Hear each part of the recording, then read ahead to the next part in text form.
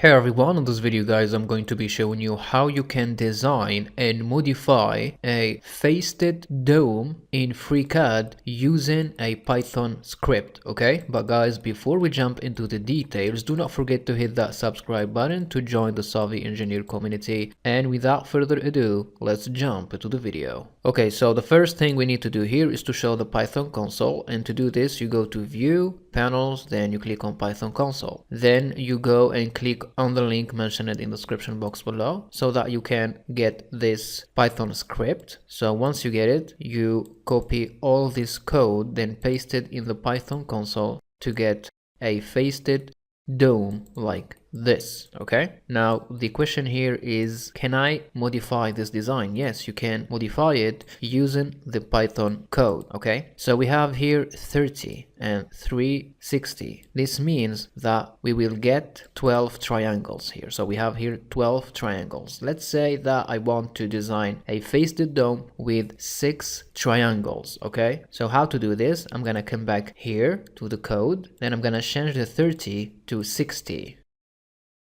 Okay, I'm gonna copy this value, then paste it here